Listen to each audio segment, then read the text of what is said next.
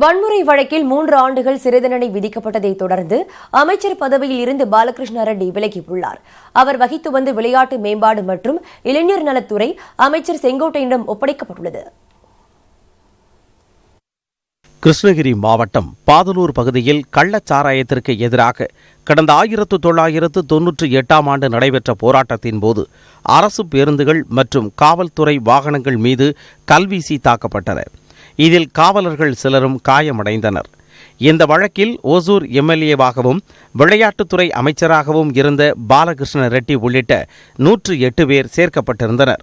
இந்த வழக்கை சென்னை மாவட்ட ஆட்சியர் அலுவலக வளாகத்தில் உள்ள எம்பி எம்எல்ஏக்கள் மீதான குற்ற வழக்குகளை விசாரிக்கும் சிறப்பு நீதிமன்றம் விசாரித்து நேற்று தீர்ப்பளித்தது. இதில் பாலகிருஷ்ண ரெட்டி உள்ளிட்ட 17 பேர் குற்றவாளி என நீதிபதி சாந்தி அறிவித்தார். அமைச்சர் பாலகிருஷ்ண ரெட்டிக்கு 3 ஆண்டுகள் சிறை தண்டனையும் 10,500 ரூபாய் அபராதமும் விதித்து அவர் உத்தரவிட்டார். இதனைத் தொடர்ந்து பாலகிருஷ்ண ரெட்டியின் கோரிக்கையை ஏற்று தண்டனையை நிறுத்தி வைத்த நீதிபதி மேல்முறையீடு செய்ய பாலகிருஷ்ண ரெட்டிக்கு 1 மாதம் அவகாசம் வழங்கினார்.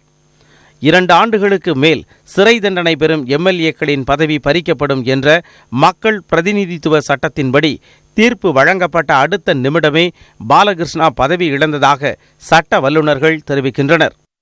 மக்கள் பிரதிநிதித்துவ சட்டத்தின்படி உடனடியாக அவர் தகுதி இழக்கம் செய்கிறார். ஆகவே அவர் இனிமேல் மினிஸ்டராகவோ அல்லது சட்டமன்ற உறுப்பினராகவோ நீடிக்க முடியாது. உயர்நீதிமன்றத்திலோ உச்சநீதிமன்றத்திலோ தன்னுடைய கன்விக்ஷனுக்கு ஸ்டே வாங்கினால் ஒழிய அவர் மினிஸ்டராகவோ எம்எல்ஏவாகவோ நீடிக்க முடியாது. அந்த கணம் தீர்ப்பு கூடிய மறுகணமே அவர் தகுதி இழக்கம் செய்யப்படுகிறார். இந்த தீர்ப்பை தொடர்ந்து அமைச்சர் பதவியிலிருந்து பாலகிருஷ்ண ரெட்டி விலகியுள்ளார். இந்த ராஜினாமாவை ஆளுநர் பன்வாரிலால் புரோஹித் ஏற்றுக்கொண்டுள்ளார். இது தொடர்பாக ஆளுநர் மாளிகை வெளியிட்டுள்ள செய்திக்குறிப்பில் பாலகிருஷ்ண ரெட்டி வகித்து வந்த விளையாட்டு மற்றும் இளைஞர் நலத்துறையை முதலமைச்சரின் பரிந்துரைப்படி பள்ளி கல்வித்துறை அமைச்சர் செங்கோட்டையனுக்கு ஒதுக்கீடு செய்துள்ளதாக தெரிவிக்கப்பட்டுள்ளது.